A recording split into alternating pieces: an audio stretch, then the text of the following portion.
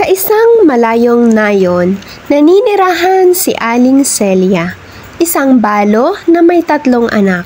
Sa kabila ng hirap sa buhay, hindi niya iniwanan ang pagsisikap para sa kinabukasan ng kanyang pamilya.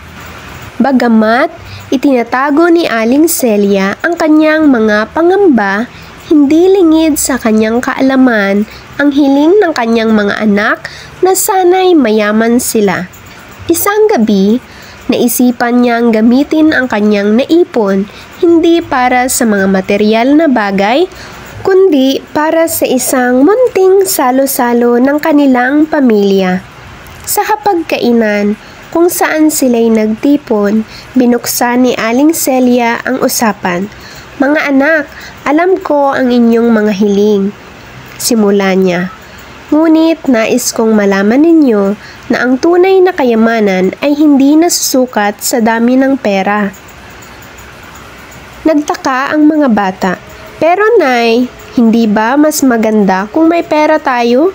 Tanong ng panganay. "Oo nga po, para hindi na kayo kailangang magtrabaho ng sobra," sabi naman ng bunso. Ngumiti si Aling Celia. Ang pera ay mahalaga, ngunit may mas mahalaga pa doon, ang pagmamahala natin bilang pamilya. Ang mga araw na magkasama tayo, ang ating kalusugan at kaligayahan. Iyon ang ating tunay na kayamanan. Napaisip ang mga bata. "Ibig sabihin po ba, Nay, mas mahalaga ang pagiging masaya kaysa sa kayamanan?"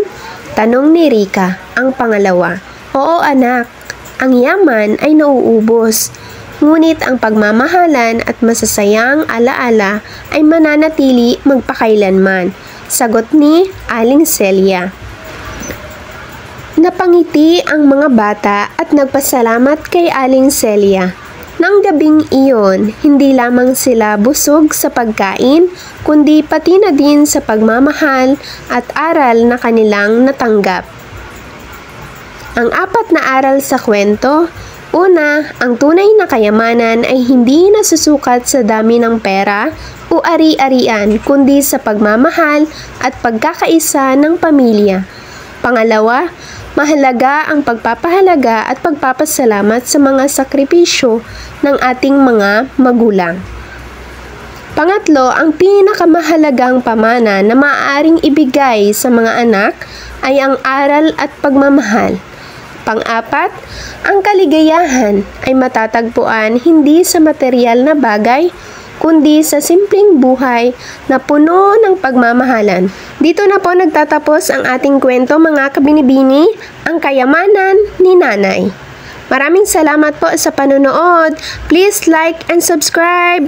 Mag-iingat po kayo.